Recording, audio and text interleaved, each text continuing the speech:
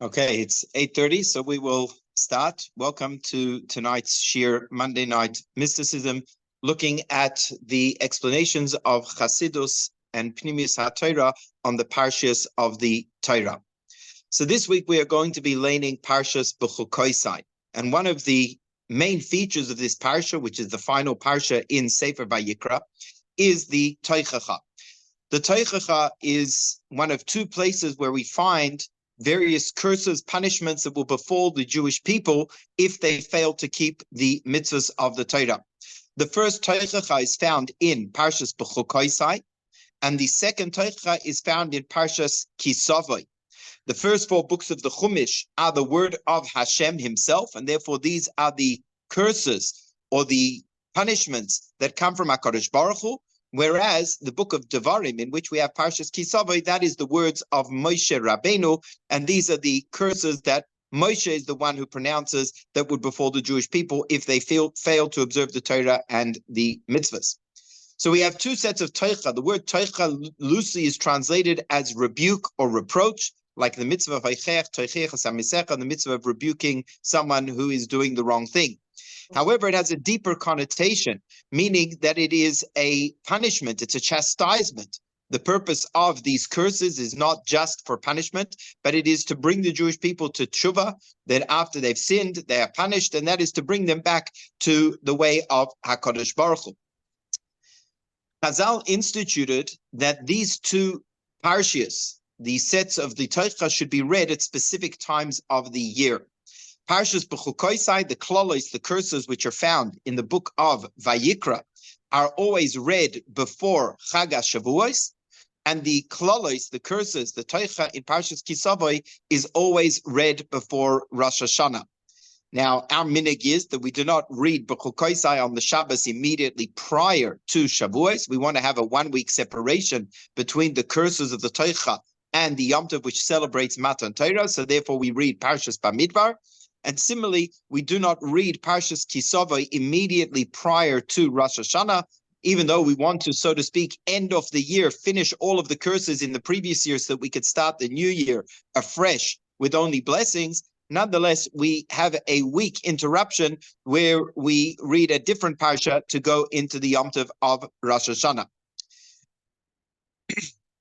On the surface level, when we look at these curses, the way they are found in the Torah, when we read the Torah on its level of pshat, the simple interpretation, we read horrific curses which describe immense suffering that would be meted out on the Jewish people, starvation, attacks from enemies, famine, drought, and the like.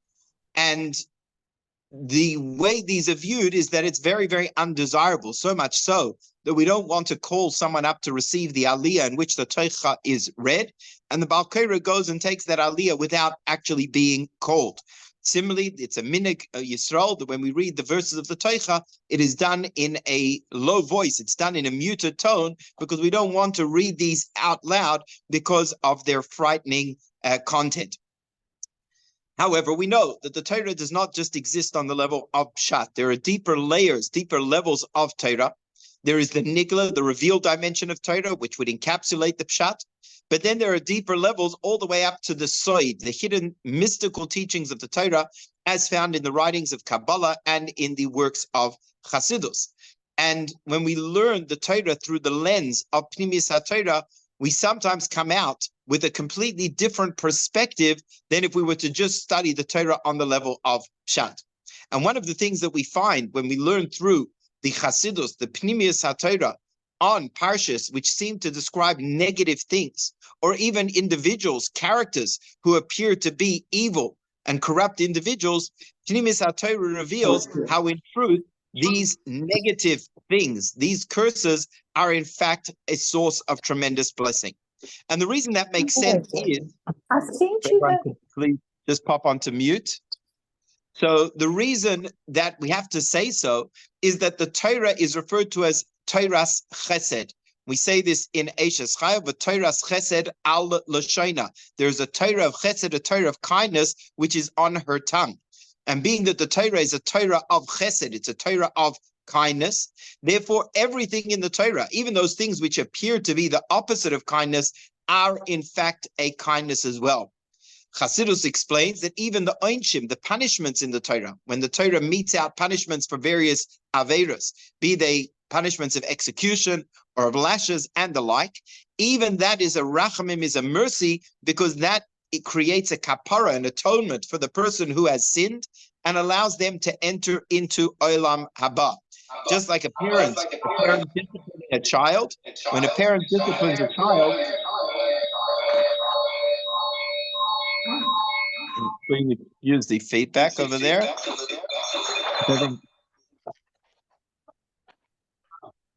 Okay, sorry about that. So when a parent disciplines a child, on the surface value, it appears that the parent is doing something hurtful, harmful, negative, angry.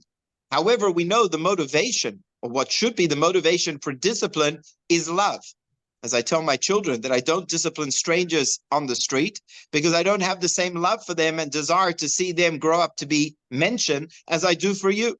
So too, even the punishments in Torah, these are punishments that come from our Father. They come from HaKadosh Baruch Hu, and therefore they too are an expression of kindness. And that must flow through to every single aspect of Torah, even those things which seem to be negative, such as the Tochecha, the curses that we read in this week's Parsha. They too are part of a Torah's chesed, a Torah of kindness. We say about the Torah, Deracheha darchei noyam, v'chol nesivoiseha sholem, that her pathways are pathways of pleasantness, and all of her ways are peace. And that means every single part of Torah, every single pasuk, every single parsha, every single letter are words of noyam, pleasantness, and words of peace. And whilst we might not see that in an open and an apparent level, on the superficial reading, on the pshat of the psukim, we can find this on the deeper level as well. And all of this stems back to one key idea, is that everything in our world, and certainly everything in Torah, comes from HaKadosh Baruch Hu. HaKadosh Baruch Hu is the Noisen HaTorah. He is the author of the Torah. He is the one who gave us the Torah and gives us the Torah on a daily basis. And because HaKadosh Baruch Hu, Hashem, is Tachlis HaToiv, is absolute goodness and the paradigm of ultimate kindness, therefore everything that emanates from him must be kindness and goodness as well. But we need to reconcile that with the fact that on the literal level, we seem to be reading psukim which seem to speak about things which are negative. So there are different explanations of how we can understand and reconcile the curses together with the fact that it is kindness. One example, as we've discussed already, is that like the punishments of Torah, the curses of the Tochecha are meant to be a kapara, an atonement for the Jewish people, and to bring them to Teshuvah. And because they ultimately lead to a positive result, then they too must be positive as well. On a deeper level, the Torah tells us that these klolos, these curses, will only come to the Jewish people if the Jewish people sin. If we rebel against HaKadosh Baruch Hu and fail to keep the mitzvahs, then those punishments will be meted out on the Jewish people. But when we do the will of Hashem, when we follow the Torah, when we follow the mitzvahs as we are supposed to do, then the Torah tells us that all of these curses will be meted out al oivecha, on the enemies of the Jewish people. And that is the ultimate intent of recording the curses in the Torah, is not so much to tell us what should befall us should we fail to do what Hashem wants, but that these punishments should be meted out on the enemies of the Jewish people and the enemies of Hashem. And in a broader sense, the klippos, the forces of evil and negativity in the world. That's a second level of explanation. But Chassidus takes this idea even further and deeper and explains that the curses, whilst they may appear to be negative and frightful, in their essence, they are brachos nailos beyoser. That is the terminology of the Alter Rebbe in Likutei Torah, that they are absolutely powerful, awesome, and deep, lofty blessings. However, because they are so lofty and they come from a level of godliness which is completely beyond our ability to grasp them in a revealed way, they need to come down in a hidden manner. Just like the intensity of the sun, were it to shine in its full brightness, we would not be able to handle it, and therefore Hashem filters out that light so that it comes down in a way that we can receive it. So too, these blessings come from such a lofty level that there needs to be a concealment in order for us to be able to receive them.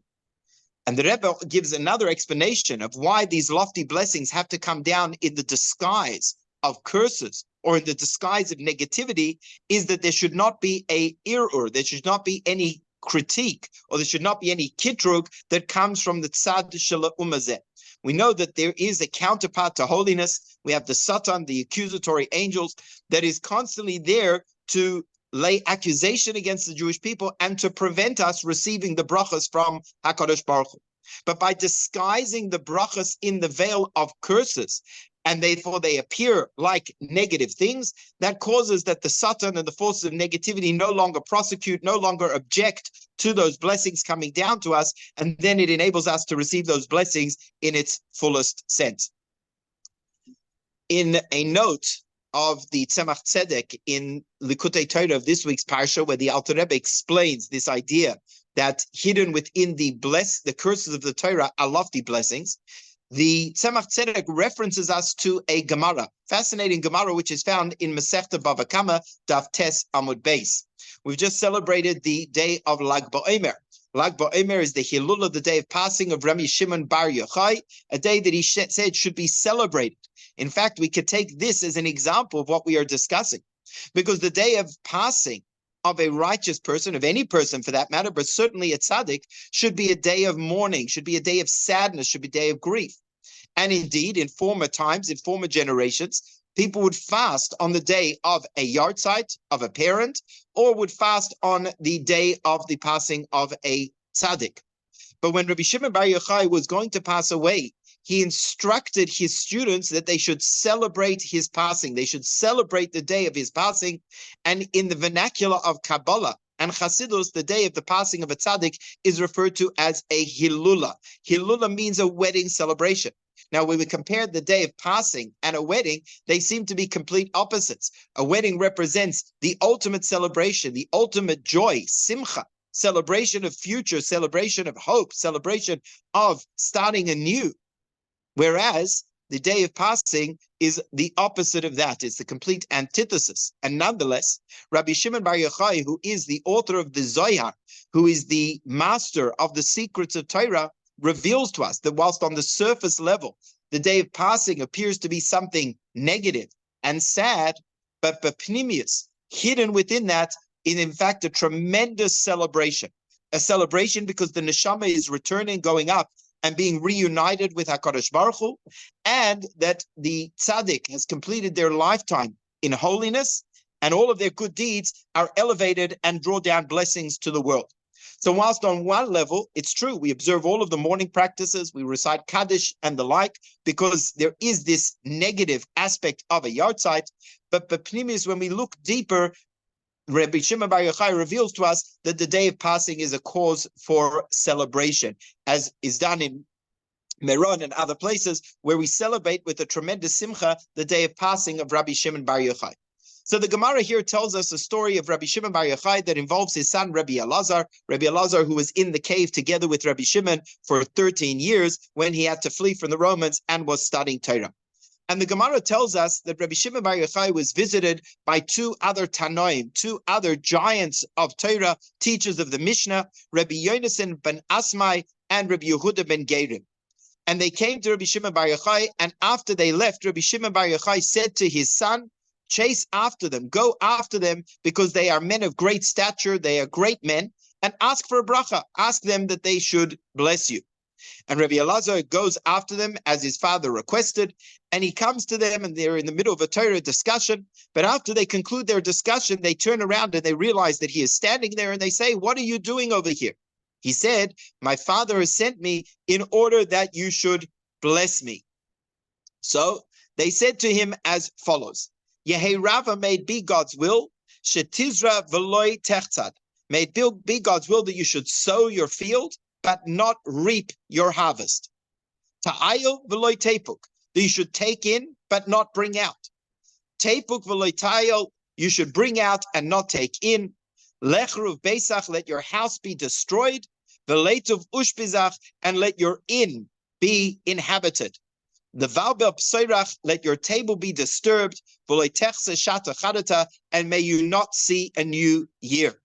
Now, when he heard these words, they distressed him greatly because these seem to be horrific curses. You should not see a new year. Your house should be destroyed. You should sow but not reap. And he was greatly distressed. And he came back to his father, and his father asked him, what did they bless you? And he said, not only did they not bless me, but they actually cursed me and caused me tremendous pain. So Rabbi Shimon Bar Yochai said to him, what did they say to you? Tell me the exact words that they said when they cursed you. So he said as follows. He told over exactly what they said, that you will sow but not reap, your table will be overturned, your house will be destroyed, you will not live to see a new year. And Rabbi Shimon Bar Yochai proceeded to explain that in fact these are not curses at all, but are actually expressions of bracha. Hanach kulhu birchsa ninhu, all of these are blessings. And Rabbi Shimon Bar Yochai proceeded to explain how each of these are in fact brachas. When they told him that you will sow and not harvest, you will not cut down, sowing also refers to giving birth to children. And what they were telling him is that you will sow, you will give birth to children, but they will not be cut down. You will not see them pass away during your lifetime. When they said to him, you will bring in and not send out, that means your sons will marry and will bring in daughters-in-law into your home, into your family, but your sons will not die, which would then cause you to send those daughters-in-law back to their homes. And similarly, when they said to him that you will send out but not take in, they were saying that your daughters will marry and they will move to the hometowns of their husbands, and their husbands will not pass away, so that you should have to take them back in. When they were told that your house should be destroyed and your inn inhabited, your house refers to the world to come, whereas the inn, which is a temporary dwelling, refers to our time in this world. And what they were saying to him is that the world to come, which is your permanent house, should be destroyed, meaning that you should live a long life in this world, and your temporary house should be inhabited, meaning that you should have long life in this world. And when they told him, let your table be disturbed, well, anyone who has young children knows that young children, with all the joy that they bring, they tend to disturb things around the house and mess, etc. So when they said to him, your table will be disturbed, he was blessing him that you will merit to have young children and they will mess your home. And finally, when they said to him, you will not see a new year, that is referring to the Shana Rishona. When a person gets married, the Pasuk tells us that during the first year, a person should not go out to work, should not go out to battle, and they should spend that Shana Rishona, they should be able to celebrate with their wife. And when they said to Rabbi Shimon's son, Rabbi Elazar, that you will not see a new year, they were saying that your wife should not pass away, so that you will remarry and have to once again celebrate a new year, to celebrate another Shana Rishona. So Rabbi Shimon Bar Yochai explained to his son how, in fact, what appeared to him as being distressing curses were in fact blessings. And the Mefarshim, the commentators on the Gemara, discuss why did they not bless him in a clear and open way? Why did they have to disguise and hide these blessings in what appeared to be curses? And that only Rabbi Shimon would explain to his son afterwards, subsequently, how they were in fact blessings. So some of the Mefarshim explained that these were like riddles, that they were trying to sharpen the mind of Rabbi Elazar. They wanted to test him. And by disguising the blessings in what appears to be curses, they were trying to sharpen his mind with riddles. Another explanation which is brought is to avoid an ayin hara. We know that when someone is subject to blessing and success, that they may be subject to an ayin hara. So were they to bless Rabbi Elazar with open brachas, as they were ultimately explained by his father, then perhaps he might become subject to an ayin hara, which would cause those brachas not to materialize or bring upon him harm. Other Mefarshim explain that they wanted that his father should give the brachas. They recognized that Rabbi Shimon Bar Yochai was a tremendous tzaddik, and therefore they did not want to give the brachas directly. Instead, they wanted Rabbi Elazar to hear the brachas from his father, and therefore they placed him into this code form of curses, so that he would have to go home to his father, who would then explain them and be the one to enunciate the brachas to his son. Now, what's interesting is that, as we mentioned, that it is Pnimis HaTorah, the hidden dimension of Torah, the teachings of the esoteric parts of Torah that reveal to us that every part of Torah is truly chesed, is truly kindness and blessing. And therefore, it was Rabbi Shimon Bar Yochai who has the power and the abilities of Pnimis HaTorah. He is the master of Kabbalah, who was the one who was able to reveal those blessings to his son. In the Hosafos of Likutei Sichos, in volume 7, there is a Sicha from the Rebbe on the capital of Tehillim, which the Rebbe was saying in that year, in the year Tafshin Lamed Beis. And the Pasuk there also seems to be talking about something negative. And the Rebbe gives an explanation of these psukim based on this paradigm of the Alter Rebbe, that what appears to be negative in the Torah, such as the curses, the Tochecha and Parshas Bechukosai, are really in fact brachos, are really in fact blessings. And the Rebbe tells us about a famous story which is quoted in Hayom Yom, which is connected to the Tochecha, not the Tochecha of Parshas Bechukosai, but rather to the Tochecha of Parshas Kisavai. The Alter Rebbe was the Baal Koreh in Liozna, in his own hometown. He would be the one to learn the Torah on Shabbos. One year, for whatever reason, the Alter Rebbe was not in Liozna, and therefore someone else filled in as the Baal Koreh. The Alter Rebbe's son, the Mittler Rebbe, who was still a young child at that time, he was before the age of Bar Mitzvah, heard the laning not by his father, but heard the laning by this substitute fill-in Baal Koreh. And when he heard the klolos, when he heard the curses of the Tochecha, it brought him such agmas nefesh. It pained him so greatly that it actually affected his heart. He suffered heart stress to the extent that he was so unwell that by the time Yom Kippur came around a few weeks later, the Alter Rebbe was doubtful whether he should fast or not. Now, he was before Bar Mitzvah, and therefore the obligation to fast does not actually take effect. It is only because of chinuch. But even then, the Alter Rebbe said there's a question whether he is well enough to fast. So after this very bizarre story where the Mittler Rebbe took ill upon hearing the laning of the Tochecha, they asked the Mittler Rebbe, why this year did you suffer so? We read the Torah every single year. And this is not the first time you've heard the verses of the Tochecha being read. You've heard them in previous years as well. And the Mittler Rebbe answered, when the Tata laint, when my father reads the Torah, herzich nit kein klalos, I do not hear the curses. And what that means is that the Alter Rebbe, who also had the power of Pnimis HaTorah, when the Alter Rebbe was the Baal Koreh and would lane the verses of the Tochecha, his kavanah was to such an extent that the Mittler Rebbe, who was sensitive to these things, was able to sense in the Alter Rebbe's laning the brachos that are hidden within the klalos, the brachos which are in the verses of the Torah itself. However, that particular year, when the Alter Rebbe was not there, and someone who was not of the same caliber as the Alter Rebbe was reading from the Torah, was reading the verses of the Tochecha, that year the Mittler Rebbe indeed heard the curses in their literal sense as curses, and when he heard such horrific descriptions, it affected him in such a way. So this idea that the curses of the Torah, the negative descriptions in the Torah and the entire Tanakh, behind the veil of negativity, in fact, is tremendous brachos, or our secrets and counsel in our service of Hashem, we find that the Hasidic masters, not just within Chabad Chassidus, but within other circles of Chassidus as well, tried to interpret and explain the verses of the Tochecha, the verses of the Torah which are negative, and reveal to us the hidden positivity. In fact, the Tzemach Tzedek, the third Lubavitcher Rebbe, has Maimorim, has not just Maimorim, but it's a work where he explains the verses of Eicha.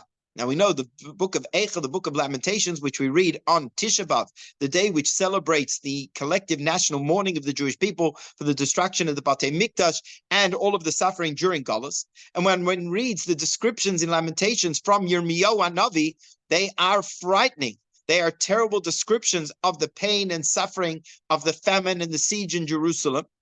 And the Tzemach Tzedek has a discourse where he explains various psukim and reveals to us how in fact they are actually blessings. They are in fact deeper ideas which are positive as well. If we look deeper, we look through a different lens, then we come to this perspective. So what I'd like to do now is to share an explanation from the Alter Rebbe on one of the curses of the Tochecha, which is found in Likutei Torah, which are the Alter Rebbe's discourses on the Parshas HaShavua, on Parshas Bechukosai. And one of the curses says as follows: B'shivri lachem mate lechem, when you will break for yourself the staff of bread, meaning when you prepare to eat, v'afu eser nashim lachmechem betanur echad, you will have such poverty that 10 women will have to bake their bread in one oven, that there won't be enough firewood to go around, there won't be enough provisions to go around, and therefore 10 women will have to bake their bread in one oven. You will have to then weigh your bread onto the scale to divide it up, and it's going to diminish in its size and its weight, and you will eat it and you will not be satisfied.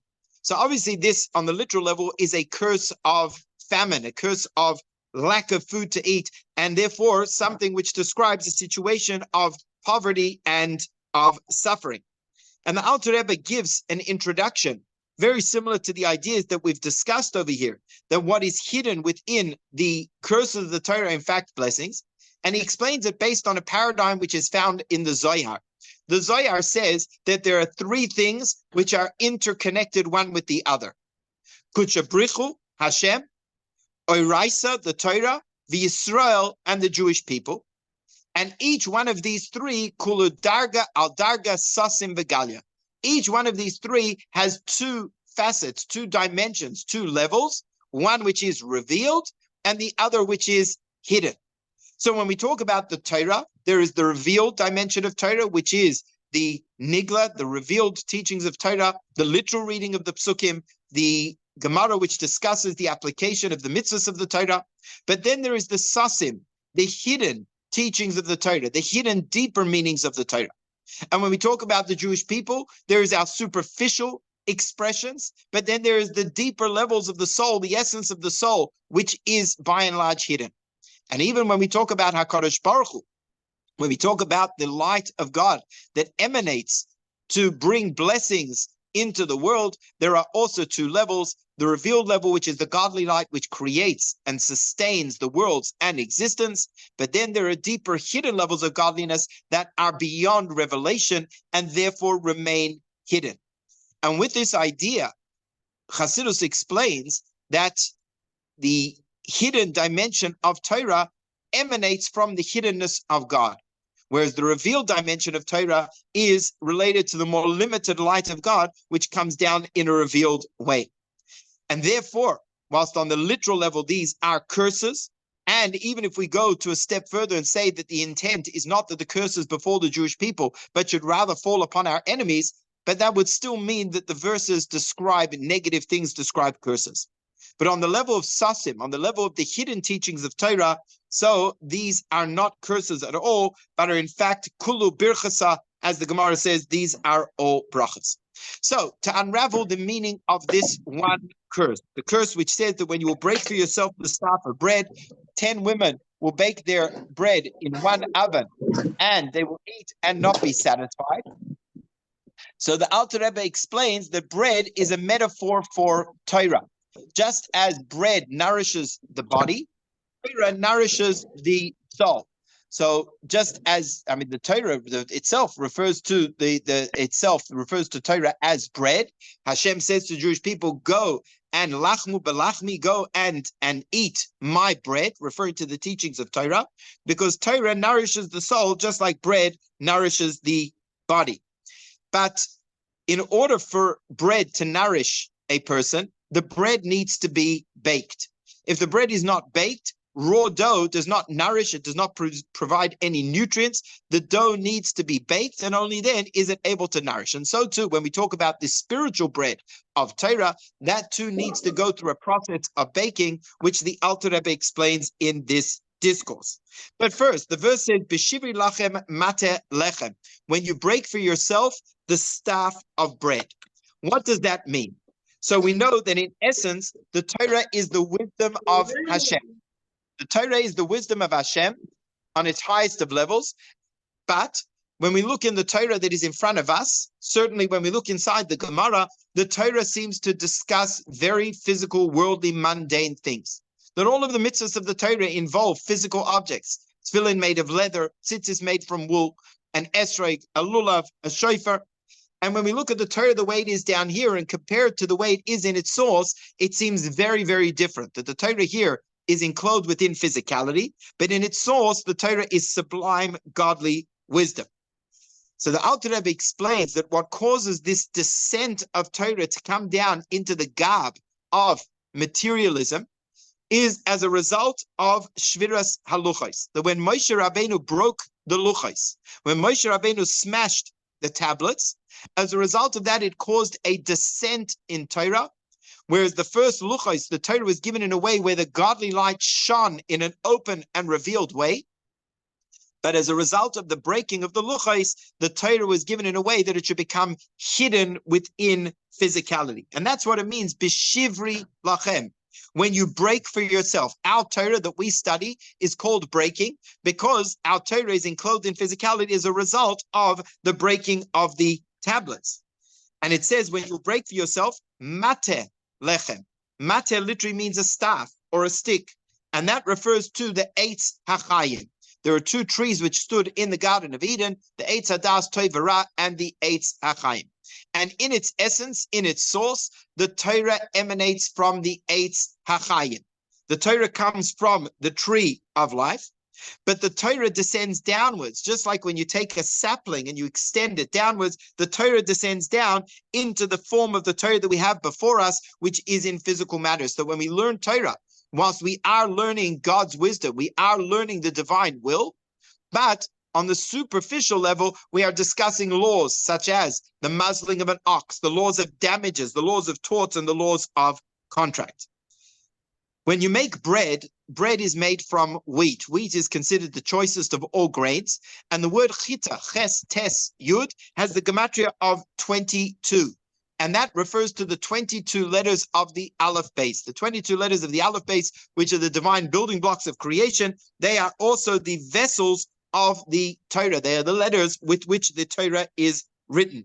And so therefore the Torah, when it says, when you will study Torah, it says, when you break for yourself the staff of bread, when you engage in the study of Torah, which is the bread that nourishes the soul, and that comes down in the form of the Torah that we have as a result of the breaking of the Luchos, and in a way of a mated is the descent from the Eitz HaChaim, the tree of life.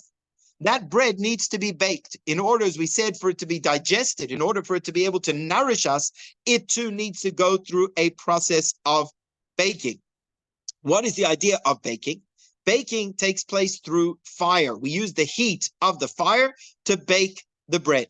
And so too over here, when we talk about the bread of Torah, we want the bread of Torah to nourish us. And just as when a person eats bread and the body takes the nutrients of the bread and sends it out throughout the entire body, so too when we learn Torah, we want that it should nourish every aspect of our being, every aspect of our life, and every facet of our soul. And therefore, in order for that to take place, the Torah needs to be baked, and it is baked through fire. What is the fire? So the Chazal tell us in the Medrash that the Torah was given Eish Shcheira al Gabe Eish Levana. It was given black fire upon white fire, which many of them Farshim explained refers to the letters of the Torah, which is the black fire, and the klaf, the parchment, referring to the white fire. Fire is a metaphor for love. Fire is a metaphor for passion. When Shir Hashirim describes the fiery love, it says, Rishafer Rishpe Eish Shalheves Yudke, that the neshama, the soul of a Jewish person, is like a fiery flame which has a fiery passion and desire for Hashem. And this fire could take two forms. There is a dark fire, which means a hidden love, a love which is hidden within the depths of the heart. And that is the desire that every neshama has to unite with and cleave to Hashem. Whereas the Eish Levana, the white fire, refers to a more external type of love, a love of Hashem that comes through his spoinunus, that comes through our process of meditation, that when we daven and we meditate on the greatness of God, that kindles the fire of the neshama inside of our hearts, And when we have that fire, that is the fire. When we learn Torah with that fire, with that passion, with that zeal, with that desire to connect to Hashem, then our Torah is baked in such a way that it will be able to influence every aspect of our being, just like the food that can then be digested in every single part of the body. So when that takes place, that is done in an oven. The pasuk says that the 10 women will bake their bread in a single oven. So the oven represents the place where this fire is ignited. And the Torah in the curse says it is betanor echad. 10 women will bake their bread in one oven. What does one oven mean? So one, of course, represents HaKadosh Baruch Hu. One is Hashem. Echad. Hashem is true oneness. Not just echad, but yachid. Hashem is one and only. As we say every morning in davening, V'hu echad ve'ein sheni, he is one and there is no other. And therefore, what the Torah is telling us is that that fire, that passion, must be within the tanur echad, within an oven that is focused on the oneness of Hashem. That when we meditate and contemplate on the oneness of Hashem, and Chassidus explains that the oneness of Hashem does not just mean that there is only God, one God and no other. It means that in essence, there is nothing else besides Hashem himself. As the Rambam writes, he is absolutely unified. He is absolutely one. And as the Torah says, Ein oid, nothing else exists other than Hashem. And when we're mispointed, when we think about this, we kindle a fire in our Tanur Echad. We kindle a fire which is directed to Hashem Echad, and a desire to cleave to Hashem, a desire to connect to Hashem, and to be subsumed within his oneness. When the Torah tells us in the curse of the Parsha that 10 women will bake their bread, the women represents the neshama. The neshama is referred to as an Eshes Chayil, is referred to as the wife of HaKadosh Baruch Hu. Hashem and the Jewish people, as described in Shir HaShirim, are likened to the relationship between a man and a woman, between a husband and a wife. Another reason we are referred to as a wife or the feminine is because in the dynamic of a marriage, in the paradigm of Kabbalah, the masculine represents the mashpia, the benefactor, the giver, the sustainer, and the feminine represents the receiver, represents the makabel. And so too in our relationship with HaKadosh Baruch Hu, Hashem is the one which gives everything to us. Not just our physical blessings, but even our spiritual experiences come from HaKadosh Baruch Hu itself. And the fact that we're able to feel love for Hashem, the fact that we're able to feel awe from Hashem, that too is inspired and placed into our heart by Hashem as well. We are the nashim, we are the feminine. What is the idea of 10 women baking their bread in the one oven? So Chassidus explains there are 10 aspects of the soul, 10 koiches hanefesh. These are the 3 intellectual qualities of the soul, chachma, bina, and das, and the 7 emotive drives of the soul. Chesed, Gevura, Tiferes, Netzach, Hod, Yesod, Malchus, love, fear, beauty, ambition, submission, connection, and actualization. So when we serve Hashem, we have to serve Hashem with every facet of our soul. And because our soul is made up of these 10 midos, these 10 koiches, so the fire that we kindle, the passionate desire that is focused to the echad, to the oneness of Hashem, needs to come down and percolate and influence our intellect, our minds, and every part of our heart, our emotions as well. That all of the 10 koiches of our nefesh should be filled with this fiery love and passion to Hashem. So when we engage with our minds, our intellect in the study of Torah or in our meditations, and that is for the purpose of stimulating and arousing our emotional desire for HaKadosh Baruch Hu, that they should be permeated with this fiery passion that comes from the essence of the soul. The reason they're referred to, as we said, in their feminine form is because we realize that everything we have, even our spiritual qualities, all come from HaKadosh Baruch Hu as well. And only then can they be considered true, because only he is absolute truth. And that's what it means, that the fire of the neshama is the shalheves yudke, is the fire of Hashem, meaning that whatever we have in terms of our fiery passion for Hashem, that too is something which is gifted to us as well. So to summarize until now, the pasuk, which literally means that when you'll bake bread, you'll be so poor, there'll be such a dearth of wood and supplies that 10 women will have to bake their bread in one oven at the same time so it doesn't lose heat. And as a result of that, the bread will lose in its weight and measure and will not sustain you. On a deeper level, the Torah is telling us how we are supposed to approach the study of Torah. That when we break bread, meaning when we engage in the study of Torah, which is likened to bread, which is made of the wheat, which is the 22 letters of the Aleph base, and we do so as a result of the Shivri, the Torah that we study down here is coming through the breaking of the Luchos, which cause deep, lofty, godly concepts to come down in the veil of very physical, worldly descriptions. When we engage in that study of Torah, it must be baked, and therefore it must be infused with the fiery passion of the one oven, a fiery passion, a desire to connect and cleave to the oneness of Hashem. And that must come down into the 10 women, into all of the 10 levels of the psyche of the soul, to stimulate and to trigger us. And it's in the feminine form that we are recipients of God's blessing. When we study Torah in such a way, the pasuk continues that you will place your bread upon the scale. And what does that mean? So just like a scale, when you place things on a scale, it causes one side to go up as the other comes down. This represents the elevation, mimata lamaila, represents the elevation of our Torah study from below to above. And the inverse, that there is a hamshacha, flow of godly blessing and light that comes from above to below. And then the pasuk says, finally, you will eat and you will not be satisfied, which according to the literal reading is a very negative thing, that even when we're starving, we'll eat bread, but remain hungry. On a deeper level, what we're talking about, the Alter Rebbe says that this is like the nature of a person. The person who loves wealth, who loves money, is never satisfied. It can have as much money in their bank account as they have, but it's never enough. There's always the desire to have more and more and more. And so too, Baruchnius, this is a very positive thing. Whilst Begashmius, in material physicality, Hasamech Bechalkoy, as we learned in Pirkei Avos, that who is wealthy is someone who is satisfied with their lot. In spiritual matters, this is a very, very negative quality. We should never be satisfied with our spiritual accomplishments. We should always be striving for more and more and more. Because when a person learns Torah, and not just learns Torah, but he learns Torah in a way that he has passionate, fiery desire to connect to Hashem through the study of Torah, then he has this tremendous, insatiable, unquenchable desire to connect to Hashem, that no matter how much he learns, he is never satisfied, and he wants to learn more and more and more. And every time that he learns something, it is like new. As the Torah tells us, that the Torah should be kechadashim, that the Torah should be new in our eyes, that even if we've learned it before, but because we know in this moment when I'm studying Torah, I'm connecting myself to Hashem, if I'm permeated with this fiery passion for Hashem, I will not be satisfied. I want to learn more and more and again, and the soul will never be satisfied. So this is the explanation the Alter Rebbe gives of this curse, which reveals to us the deeper message within it.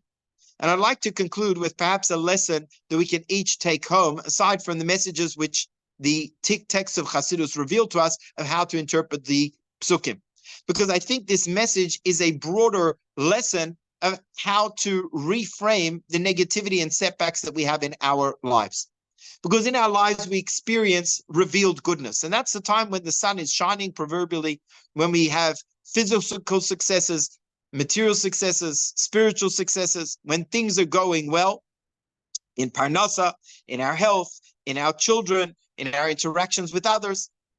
But then we have those times in our lives which appear like the Tochecha, like the curses of the Torah, to be very negative. When we suffer challenges, when we suffer setbacks, when we go through dark and difficult times, when we have struggles. And I think the message of the Torah is that just as the Torah comes down on two levels, there's the revealed plane and there's that which lies deeper. And whilst it's easier to stay on the superficial, to look at what lies deeper takes effort, takes work, takes a whole new perspective on things. And it is predicated on the understanding that everything that comes from HaKadosh Baruch Hu is good. Just like the Torah, the entire Torah is goodness and kindness, so too everything that comes from Hashem, who is the ultimate goodness, must itself be good. That means everything Hashem sends our way is also good. Sometimes it's revealed, and we can very clearly understand its goodness and appreciate its goodness.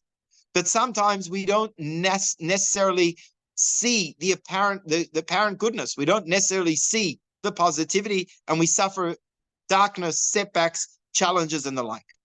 But if we work hard, if we apply ourselves, if we go with the bitachon, the trust that everything that comes from Hashem is ultimately good, then hidden within the curses of life, hidden within the challenges and struggles and difficulties of lives, are opportunities to reach greater levels of accomplishment, greater levels of growth, greater levels of success that we would not otherwise have been able to receive. And we're able to see not just a silver lining within the cloud, but actually to see how those storm clouds, like the curses of the Tochecha, are ultimate blessings. And the Alter Rebbe writes in Tanya that if a person, it's a very difficult avodah to do, and certainly it's incredibly hard to do when we are going through that, and it's certainly not a justification for other people's suffering.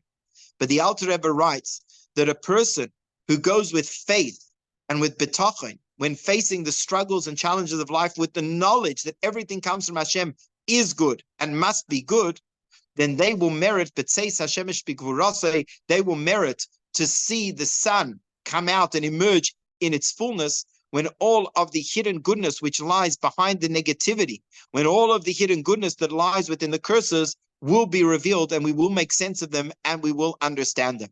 And that will ultimately be realized in its fullest sense in the times of Mashiach, when the Navi Yeshaya says that in that time we will say to Hashem, Oitzcha havaya ki anafta bi, I thank you, Hashem, for you have scorned me, for you have reproached me, for you have been angry with me. And that is referring to all of the suffering that we experience in Golus, which right now we only see the superficial. We only hear the curses. We only see and hear and sense the negativity. But if we strengthen ourselves with bitachon and strive and try to see the goodness of Hashem in every circumstance, and the lesson for us in every circumstance of how we can grow and improve ourselves in our avodas Hashem, then we will merit to see the inner goodness and the inner blessing and the inner truth behind all of that negativity.